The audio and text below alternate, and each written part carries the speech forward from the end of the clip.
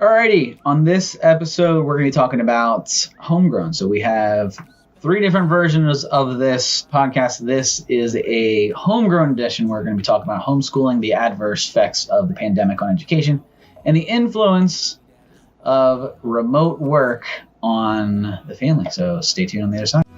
You gotta let it down, 'cause you can work wherever now. All right, welcome into the Work River podcast. This is the podcast where we talk about remote work and how you can do that so you can live every day like it is Saturday. And we have a different version of the podcast today. No. So it is my wife. Yeah. Halie is here. Hey, Roy. Hi. Hi. So, I haven't seen you all day. yeah, I know. I just sit upstairs and stand. Basically, I've been standing all day on my standing desk. But you got me. Yeah. And walking at the I treadmill. haven't walked today. My feet are killing me. I walked outside. Okay. I'm on day 30 of 75 hard. So for you listening, 75 hard, you have to do 1 workout for 45 minutes outside, 1 inside. And yeah, I've been walking outside. So I did that in the rain. I don't know if I would really bring up the fact that you're walking. As your Walking workout. counts? Do you want to get into that right now? Yeah, we can start off with that. Okay. Why does a walking count? You can't go power lift for 75 days straight. You'll Power lift isn't the only option, but So walking is something that you do. what is? I mean, I don't it's know like if a I would- brisk walk. It's I feel like if I were jogging, I'd be going the same speed. You're really getting it out You there know? on the neighborhood. I'm getting it. I am going. Well, good. You know, like you tell Avery, if it feels like a workout, then It's a workout. I feel like it's a workout. What would you Would you count yoga as a workout? if I'm sitting there and I am challenging my body, then yeah. I Yeah. think that walking is not really a challenge. But if you're out there speed walking, I mean, I'm sweating. yeah. Okay. Right? Sure. Sure. It's not. You're not impressed. It's like a brisk walk, I and like a sweat walking around this house all day. yeah. randomly So I and did. stuff, so. Let's see. I have 6,600 steps right now. So I did a 5,000 step walk, which was about a little under 3 miles. Okay. I mean, I don't want to take anything from you. You've been doing a good job, and it's more than I can say. Yeah. It's just I like to laugh at you about the whole I know. walking I think workout. walking counts. I know you're doing a really good job. And and to tie that back into I'm only able to do this because I work from home. When I had to go to the office, I tried to do 75 hard and I failed 9 times. Yeah, because when would you find time? I never had 45 minutes in the middle of the day that's to your go for a commute. walk. Yeah. Yeah, I could there and read. back. That's your commute. Right. No, yeah, you're right. I could read I took the metro. I could read on the train, which I liked that. I read a lot more books when I worked in the office. Mhm. But I could not walk. I had no time to walk. You read a lot now. You think you read a lot more books when you're in the office? Yeah, because I had an hour and a half a day to just sit and read. Yeah. Right. And I would just read on the train. I'd read the newspaper. I would read books. I mean, I read 20 some books one year. And now, I mean, I still read a lot.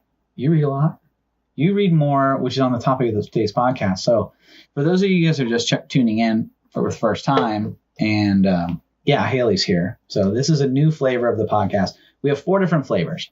And so typically we had said that our 4 flavors were interviews, where we're bringing on people to have conversations about technology, remote work, etc. We have Internet Hotspot, where we go over trending articles in the news. We have what people have dubbed Roy's Rants, where I put on my tinfoil and I talk about what could be. Those are short, typically. And then we were going to do trivia. And so we did an episode of trivia, and it was difficult to do the trivia episodes because I had to bring employees away from work for an hour. And so people were getting called and it had a lot of echo. So we never released it. So we were like, what else could we do that would be beneficial and fun to listen to? And we're like, well, Let's give this a try. let's give this a shot. So that's where Halie comes in, and we're going to call these homegrown, which you guys can go to homegrownwithhalie.com, which is your website. So what is homegrown for Halie? I'll let you explain what homegrown. What isn't it? I think that it kind of just evolved from us starting to do all aspects of life from home, homeschooling, owning a business, and working from home.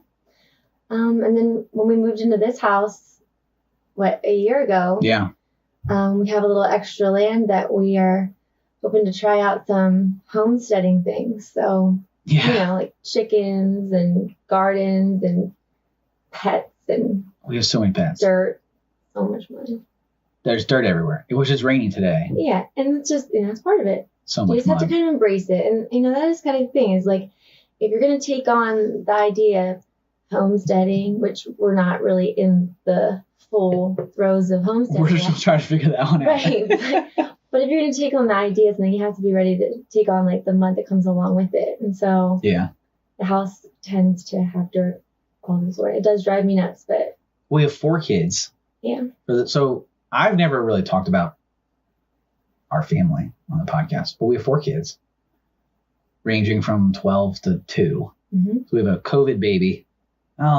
He was born in the beginning. He was born in the beginning of COVID. Not really a COVID baby, I guess. I don't know how you define it. I don't want to term him a COVID baby. Yeah, he's not. He's a normal child. He was born February. Well, COVID babies are normal children too, but he was not born because we were forced to be home. He was born February of 2020. So we have 2-year-old, 12-year-old, and a few crazies in between. So we have 4 kids. Then we have a whole mess of animals. 2 dogs, 2 cats. Which really isn't that many. You say a whole mess, but It's too many animals. I know. I wanted 1 cat, and we came home with 3. Mm-hmm. Now we have 2. Mm-hmm. Poor honey. But we got a bunch of animals, and that's just like the beginning of it. This last year we had 30,000 bees. Oh. Which we're about to have 60,000 bees. Oh my gosh, yeah. And then you mentioned chickens, which how many chickens are we getting? I'm gonna start with between 6 and 8. So why that number? Because based on the size of the coop and the run, that is what's recommended. So break that down for me. So we obviously have not really had this conversation. I know that you want chickens. We have had this conversation, but you don't remember, and that's okay. So we have it on here now. It's recorded, so I know that we're building. It's actually really good. I like the idea that we're just gonna record. Like Roy, go to episode blah blah blah, and so you can hear about. Yeah. I know that I'm building the coop, so you got me a book to build this coop. Yeah. And the run, but like why? So, but 6 to 8 is good for starting out, and they'll lay every day? Based on the size that I've dedicated. On the size that you want of the space of the coop and everything. Yes. That's the good at least number. To start with. I mean, who knows? Maybe this is great, and we end up feeling comfortable with slaughtering the chickens once, but I can't just be overrun with chickens unless we have like some kind of end plan for them. And that sounds really that is like a morbid. Serious thing to consider that I did. We did look into like the idea of having eggs now. Eggs is that's what we want. And it's not just from this whole like egg post crisis thing. We were talking about this before. Yes. Having eggs was cool. No. Yeah.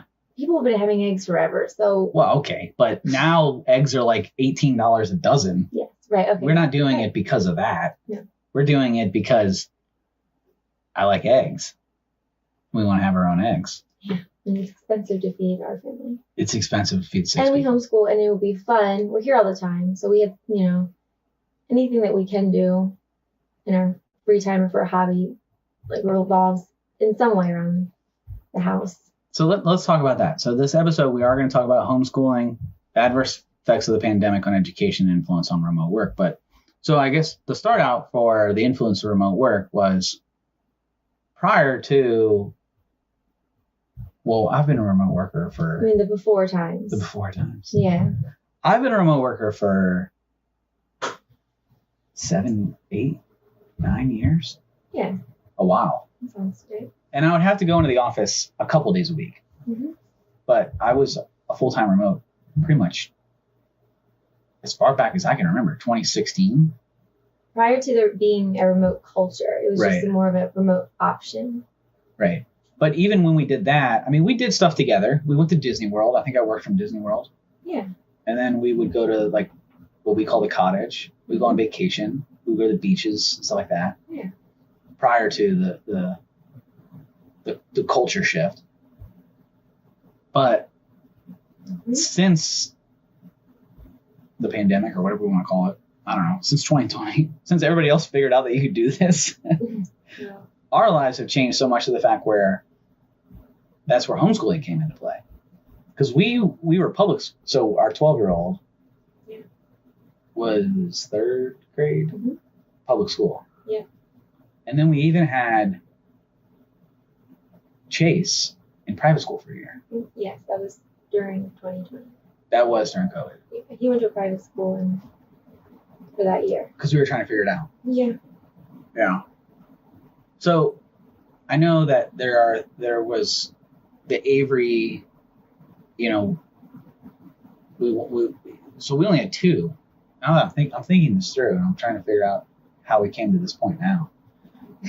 I mean, I don't think that's something that you have a thought like that quickly because there's a lot of It was so much. What do you mean how we've gotten to this point? So like the homeschooling. How that came about? Yeah. Would you like me to fill in? Yeah, that? please. Okay. So COVID hit, mid-March 2020. Mm-hmm. You know, the school, at least in our area, the remote, like the infrastructure to support virtual learning wasn't there. And, Yeah. You know, I mean, that's really no fault of school. Like, yes, they could have prepared better, but I don't know. Hindsight's 2020, right? So the kids all moved to virtual learning. It was a total mess. We opted to avoid that mess because we can. And we definitely feel like we are on the fortunate side of things where, like, I was already home. I was, like, on maternity leave because I just had James. And, Oh, right. yeah. And so it was just, I mean, our son, like, he already is very, like, kinesthetic learner, wants to be up and active doing things. So to sit him in front of a computer was not really anything that we wanted to do. Yeah. And fortunately, I mean, in the state of Virginia, we have that freedom to homeschool. And the straw that really broke the camel's back, I mean, should I say? Yeah. Okay. We don't gotta say who.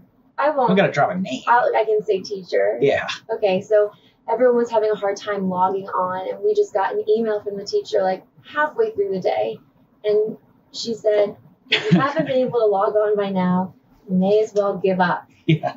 And I remember exactly where I was at that point. I was out on like a nature trail because I had already said, let's kind of scrap like, this, yeah. School day and go out and, check out some nature or something, Now, to that point, But, yeah. because there's more to that story than just they had started out. We're not going to say who the school was or anything like that, but we are in Fairfax County, which Fairfax County, for those of you who are listening in other counties, there. Oh, and I will say we have a lot of teachers who are Fairfax County teachers, and they're all wonderful. Yeah, some of our best friends Yes. are teachers, Yes.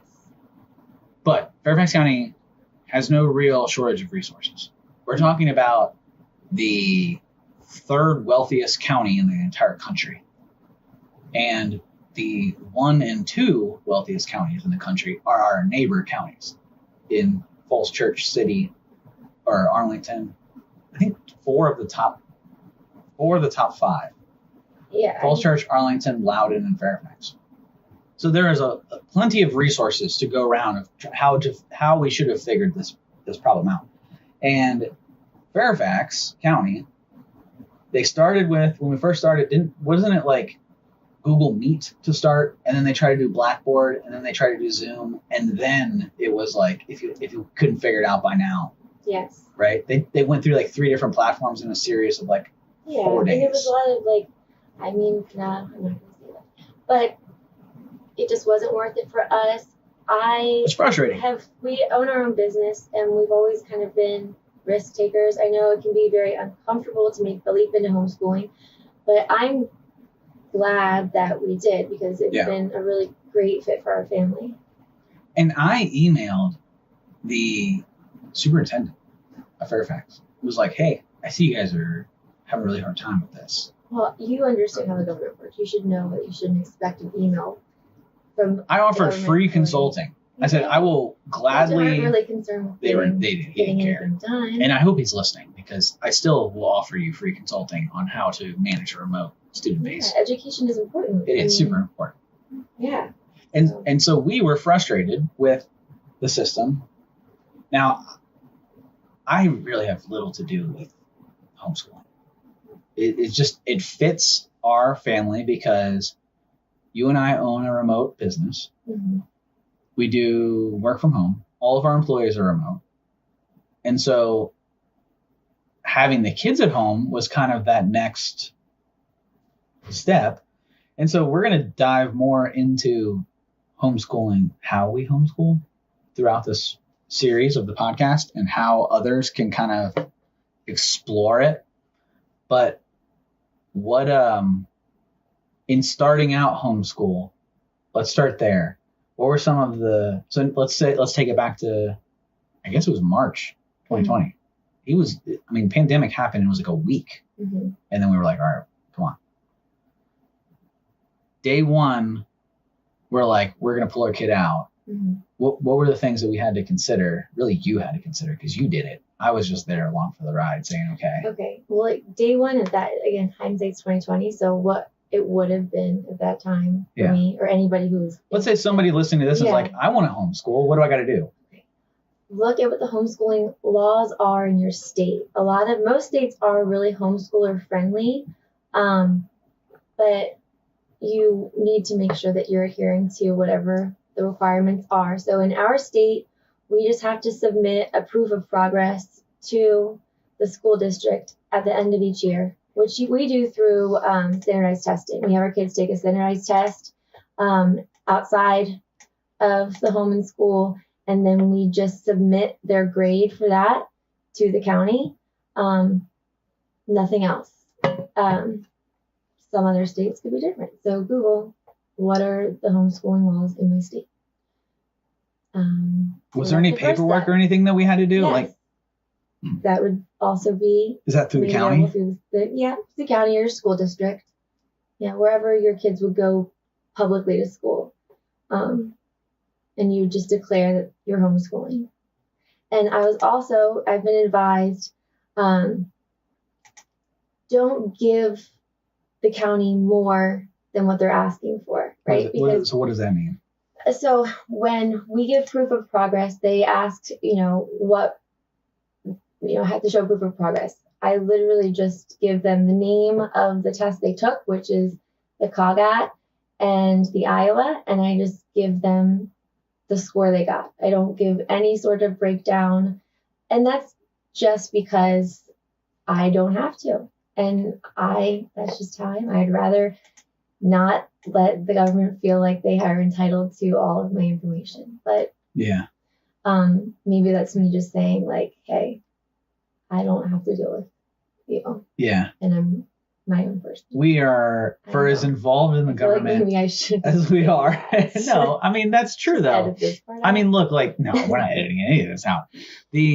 Part of homeschooling, homesteading, starting a business is becoming less reliant on I don't want them to expect like they can ask you for everything. They don't need to ask you for everything. We are not relying. They don't need to ask, Yeah, we take that stance where we don't rely on the government. It's privacy. We don't rely on big companies. We started our own. Freedom of privacy. Right.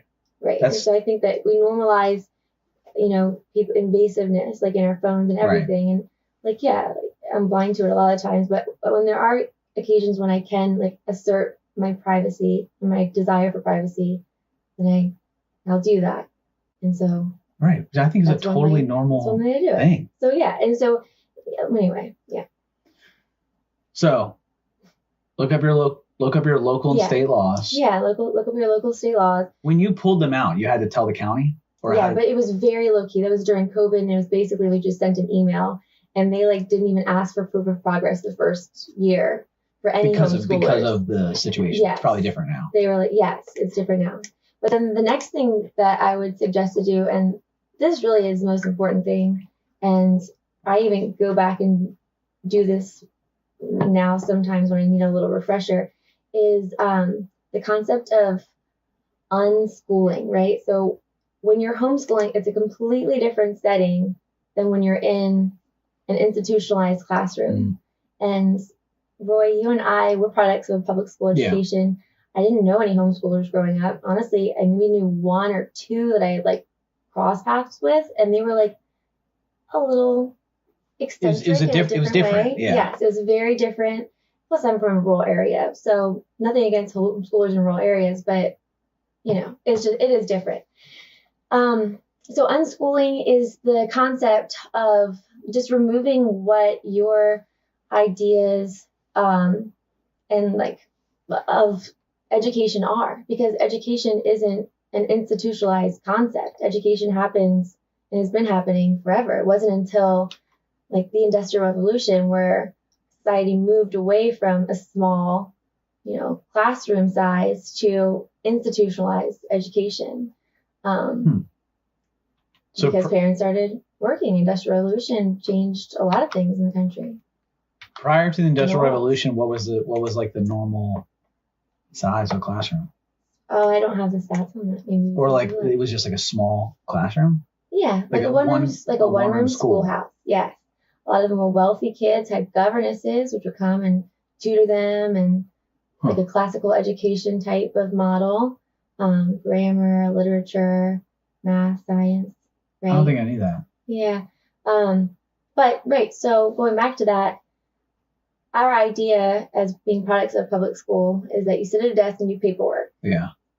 And we have standardized testing in Virginia, and the SOLs. Yeah. Everything. The SOLs run. It's a lot of, it's really encouraged, I think, for public school teachers to be incentivized to the test, right? And so I don't want to get in and like be bashing. That's not what I want. We're not here to bash any teachers, but that's a fact, though. Yeah. Yeah. So, but okay, unschooling is like removing like what your thought of education looks like.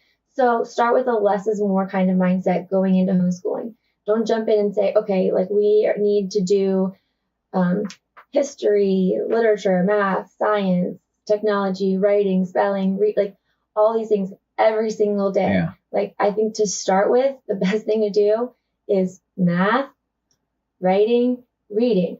If you are selective and very choosy with what you're reading and writing, you can add history and everything, science in there with it. I mean, we do a lot of our reading is on like historical living history books, you know, so we'll learn about Galileo, you know, during the Renaissance period. So that's like science and history while we're reading, right? And then, you know, so you try to incorporate a lot in a little. So, which also plays into why we decided to homestead. Yeah, think about it like a cohesive type of environment. Yeah. We wanted to learn from that. So part of the reason behind getting bees was so that we could study the hive and what happens, even though they all left me.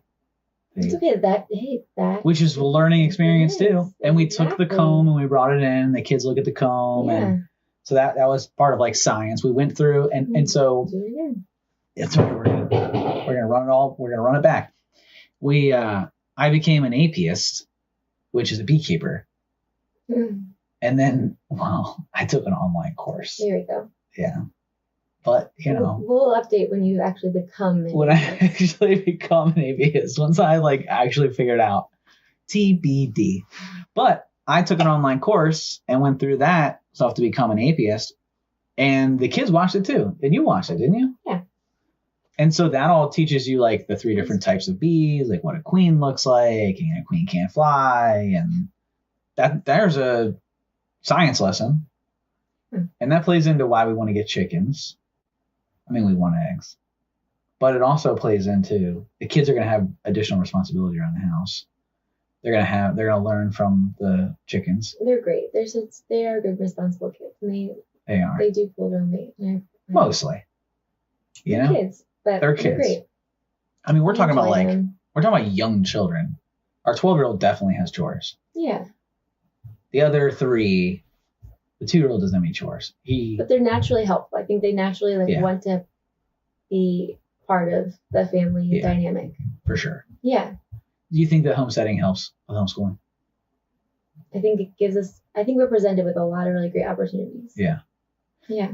So the first person who's homeschooling, what if, I know you get this question a lot, or people assume this a lot, where they'll be like, I don't know how to teach my kid math. Yeah, I get that. So. Yeah. Okay. Well, again, I know this comes from like a very like fortunate place, but we have outsourced math. Yeah. Which leads into technology. It does. But so something also to remember is the idea of homeschooling is to cultivate like this desire to have your child own their education, right? So when they're younger in this, what we call the grammar stage, like early elementary education, before they're really strong readers. So hold on, before you dive into that, okay. What are the 3 stages? Grammar, logic, and rhetoric. And so grammar stage is what? Early elementary up to 4th grade. Oh, it's 4th grade. So when they get to be really strong readers. Okay. And then once you're a strong reader, you enter into the logic stage, which is when you're able to own your education a bit more and do more independent work. So, people say, well, gosh, how do you homeschool all these different ages? Well, once they get to a certain point, most of their work, like for every hour he has alone, we have 10 minutes together, right? Of like what I'm doing with him. So most of my time is not being consumed with 6th grade math, right? He does his math class actually online. Yeah. What's it called? He's doing it through Liberty. I know he has a tutor, but Liberty. He's doing it through Liberty. Yeah. So I'm, pretty hands off with math for Avery. And that's Liberty University for those listening. So it's LUOA. So Liberty University Online Academy. There's all kinds of options. Has stuff I want works for you. We've done Matthew C. I really love Matthew C. And I really believe in Matthew C. And that's like counting blocks, right? Isn't that what it is? Blocks? Yeah. It's not counting blocks. Yeah, it is. You're like, they're math manipulative. Math manipulative blocks. They're tools. And that's online, right? No. They have DVDs? Well, so we really are getting into technology. They have like an online, what they call toolbox now, which they have, I really love Matthew C. They have like short little like learning videos that help you understand how to use the math manipulatives to teach math. Okay. And then what else did we do? We did a couple other online things as well. I mean, we've done, for only having done homeschooling for 3 years, right? Yeah. We've tried about everything. Abeka. Yeah. I still like Abeka for some time. We do cohort, right? Co-op, Mm-hmm. Sorry. Yeah. Cohort, same thing. Co-op, which we did a cohort. We did the synthesis, which is the Elon Musk school. Yeah. We did that. We did the co-op, which we go every Tuesday. Yeah. We do Matthew C. We do LUOA, so Liberty University Online Academy for our oldest. What else do we do? We really are, like, you're asking what curriculum I use? Yeah, I mean, we're going to go over all of this throughout the entire podcast, but off the top of your head, what are just some ones that we've used that are like internet based? Oh, internet based. Those are that's a big one. Charlotte Mason, I think, in the beginning was one that we like kind of explored, right? Yeah, so that's a learning style. Yeah. She was a pioneer of the education. Yeah. So basically, which we'll get into that on another podcast, but the idea is that there's a lot of people get scared because they think that they don't know, but the tools are out there. It's very overwhelming, and I personally believe that society does a really good job of making parents feel like they are not capable of schooling their children. Yeah. When reality is, I mean, not everyone is. I'm not saying that this is for everyone. Well, if you're listening to this podcast, you probably work remote. Okay. And if you work remote, you potentially have the opportunity to do this. Potentially. Yeah, but I mean, and hopefully we can help you get there. Yeah, I think that one of the biggest things is like you have to want to do it. Some people, I think they're like, I couldn't do it. It's like, well, you just don't want to do it, and that's okay. Right, that's okay. It's okay. It's not for everyone. That's why there are institutionalized schools, right? Mm-hmm. I've always wanted to homeschool. And actually, like, I have been keeping a prayer journal for a while, and I wrote down, like, prior to 2020, like, if homeschooling is an option, like, let us see that. And lo and behold, COVID came. And so I might be. It was you. You did it. The least majority. But I think COVID was definitely a blessing for us. And more than just homeschooling ways, but. Yeah. Well, I mean, look, you can look at any situation in life and you can either play the victim or you could look at the positives and roll with the punches. And the pandemic, COVID, whatever you want to call it, was no different for us. We looked at it and we said, this is going to be great. We're going to be able to travel. We're going to be able to finally homeschool. We moved. Yeah. Like, we did a lot over the last 3 years. It's crazy how much our business has changed, our lives, our kids, our house. It's wild. It really is. So the adverse effects on the pandemic for a lot of people was it changed schooling. And it opened up homeschooling. It opened it up as to be an option for a lot of people. Yeah. Like in our co-op, the co-op. How many people are in our co-op? 200? So there's about 300 families now. It's 30 years old as the co-op has been around for 30 years. And prior to COVID, there were 70 families. Now there's 300. So you can see how, like, it's just, yeah. And those things are and that's just one co-op in Virginia. And not all co-ops are created equal. And I will say that we have a great one. We got lucky. So you really, I mean. I'm sure there's one in. I'm sure there's they're all over other the place. places, but like if you're in this area. How'd you find it? Was it Facebook?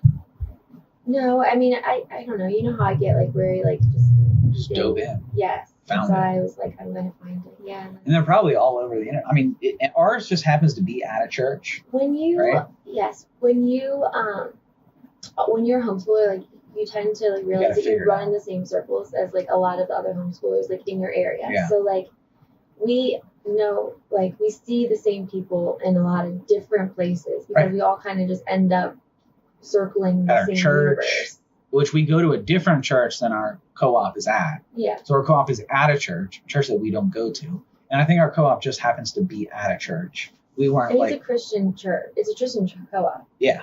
Yeah. But were we looking for a Christian co-op or we just happened to be one? I'm like, I don't really prefer secular co-ops. Yeah. I've actually like leaned the other way. Okay. I didn't know that we were, I thought it was just, we found one. Like, I didn't know it was at a church until later on. I mean, I share the same beliefs as you do, so I am right there with you. But I didn't know that, I didn't know that we were looking for one. I obviously don't play a big enough role in our homeschooling, obviously. But you could probably find a co-op anywhere. They're all over the place. You find them. You were in a homeschooling group on Facebook, I thought, right? That's really, yeah, those are helpful. Like if you find one that's in your area, because you can, ask questions or like, where's a good place to do this? Yeah. All right. Well, I think we put a bow on. That's that? That was just it. That was the end. You done? No, I'm saying I think we put a pretty good bow on how to start. Here, I think you might need to bring the mic a little bit closer to you. Okay, no, that's fine if we are done, but that was. Do you want to be done? That's it. And cue the outro. No, I was saying like that's a pretty good bow on how to get started. Yes. Okay. Right. And yeah, I mean, what? Yeah. Right. Yeah. I mean, if you're looking to get less is more. I think that less is more. Take a break. If you're thinking of starting homeschooling, what's the harm in just like taking?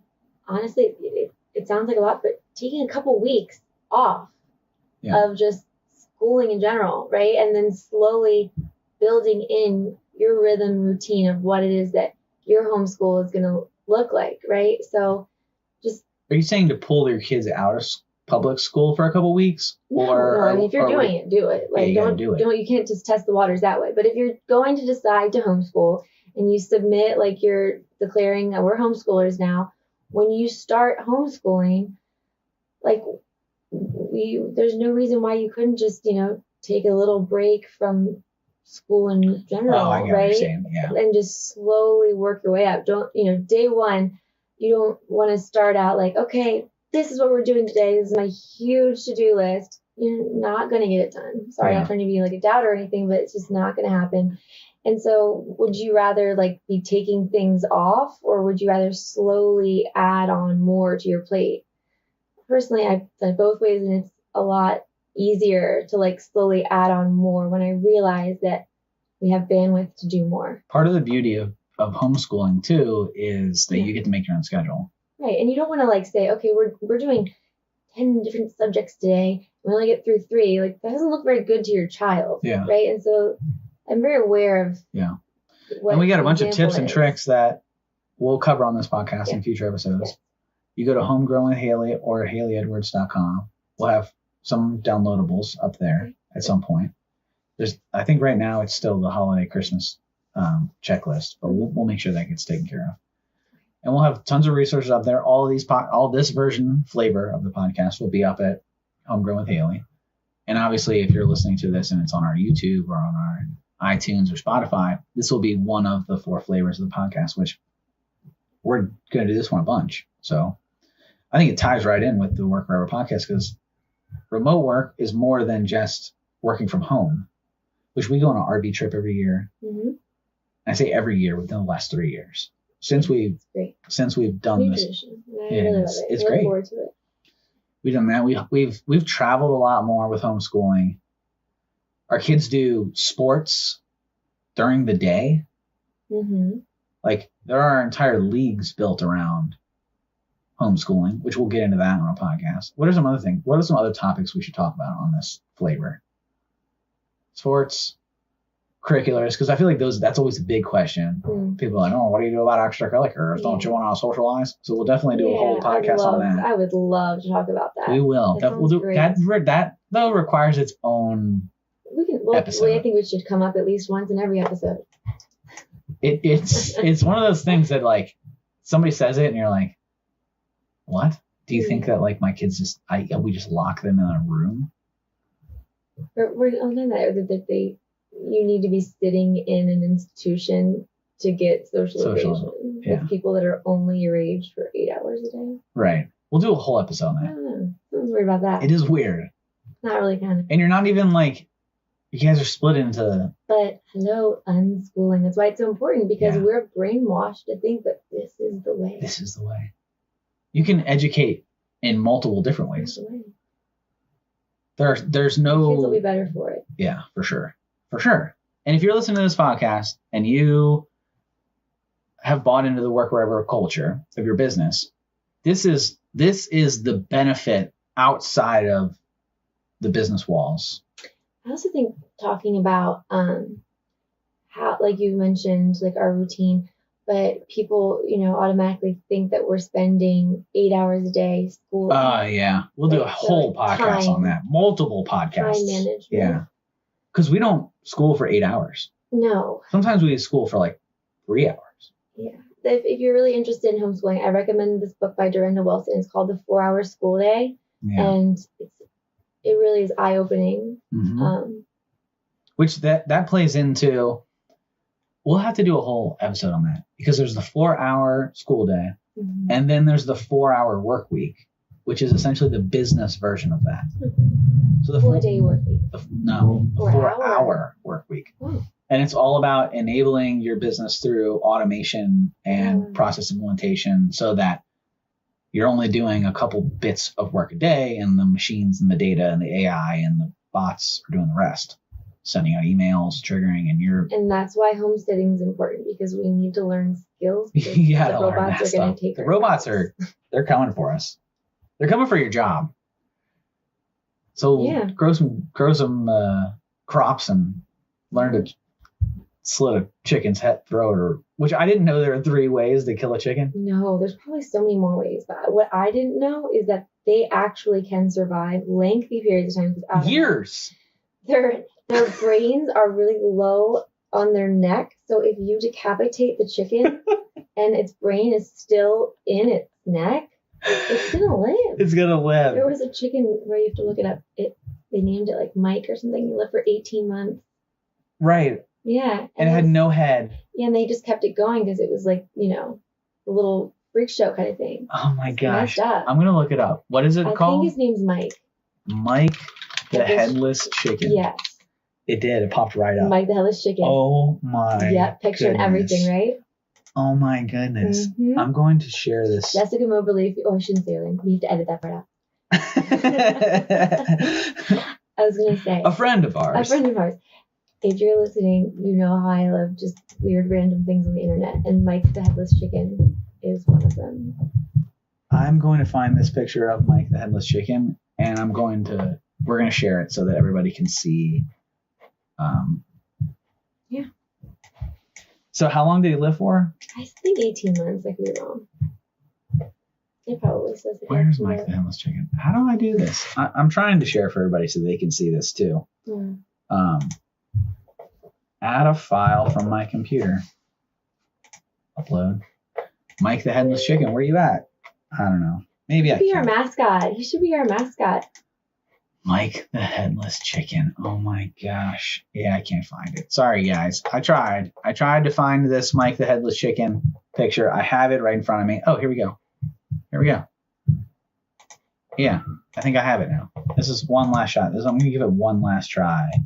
So if you guys are watching on YouTube, if you're listening on Spotify or you're listening on iTunes or anything like that, we have put a ton of resources into our YouTube channel. So watch us on YouTube. So that I can't find it. I don't know. I just saved it. It is Google what it is. Yeah, just Google Mike the Headless Chicken. But if you want to. We're gonna figure out how to do this. I don't know how to do this. Whatever. But yeah, we're gonna be sharing more videos and pictures. I probably should have known to look for Mike the Headless Chicken or something like that. And there's a way to share this stuff, and I'm gonna figure it out. But we put a lot of time and energy into the studio that we have down here, which the studio's in our house. Yeah, you and Steve did a really good job. It's not bad, right? It's nice. Yeah. See that TV right next to you? It's surprisingly, the kids haven't. I'll make it full screen. So this TV, so if you're watching on YouTube, the TV to the left, this little guy, I'll give it a shake. We're going to have like, when you have like a TV show, you're watching a TV show and they have like things up there behind, like a big screen or whatever. Yeah. Love that. When we're doing interviews, the person will be up on that. So we'll be able to I don't know. We're going to do some cool stuff. Yeah. We're going to share videos, share pictures. I wish I had Mike the Headless Chicken to be able to show, but well, maybe we'll have our own Mike the Headless Chicken. I really hope not. No. It's so when we looked at it, we were like, how would I kill a chicken? Right? And so what was it called? Kill cone? Mm-hmm. You I don't know how to call that, but yeah. You stuff the chicken in this a cone. Oil. It's like cone. A funnel. And you slit its throat. Mm-hmm. And it just my grandma, she used to swing a chicken around its head. Yeah, her head. To break its neck. That's a much better option than chopping its head off. I think so too, because if you're moving it around your head, it's already moving, so you're not noticing its wings flapping while you're doing it. Yeah. Well, that was another option, was to break its neck with it on the ground. But then they still have have that reflex. Yeah.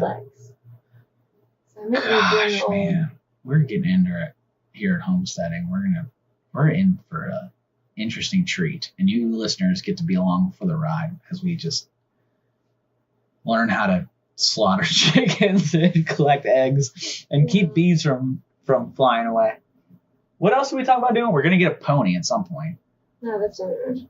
We get dinner soon. We do have to get dinner. Yeah.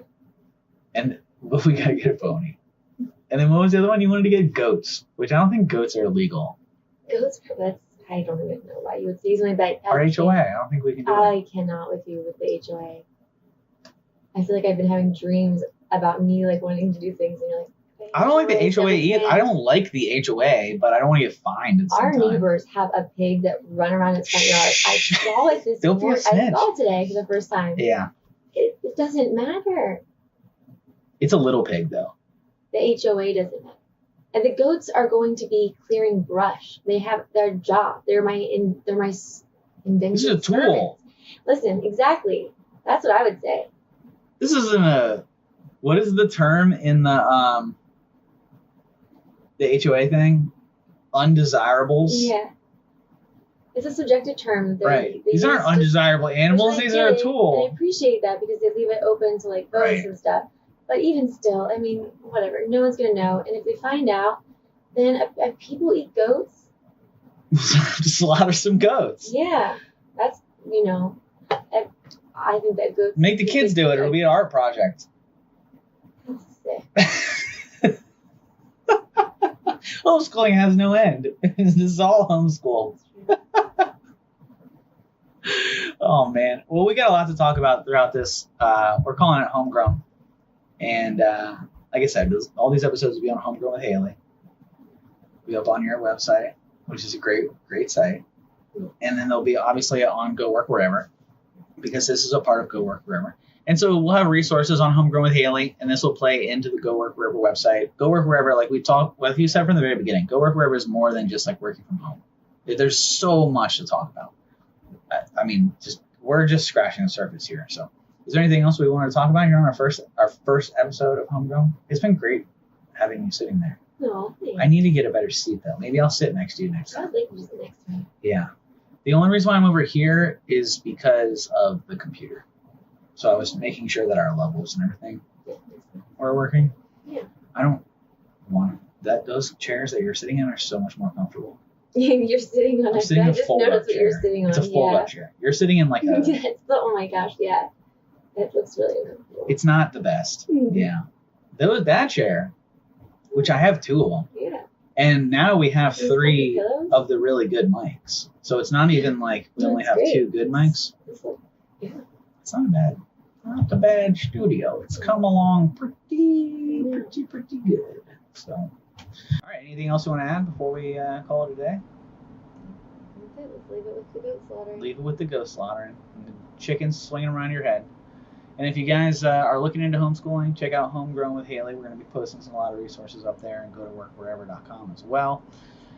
If you want to learn more about how to work wherever, maybe you're just starting out in your career and you're like, man, I want to slaughter some goats. I want to swing chickens around my head and homeschool and be able to go take RV trips, then you're in the right place. You go to goworkwherever.com, and we got some tips and tricks. We got a guidebook actually that you can purchase on steps of how to enable your organization to work wherever so that you can do these things. And throughout this entire podcast, whatever flavors that you're listening to, whether it's homegrown, whether it's the internet hotspot, whether it's my one-on-ones or with interviews, we're going to give you tools, tips, tricks on how you guys can build a remote culture, build a remote business, build a homeschooling environment so that you can live every day like it's Saturday. So enjoy life. We're only here for a short amount of time. So enjoy it. Well, thanks for hanging out, guys. Until next time. See ya.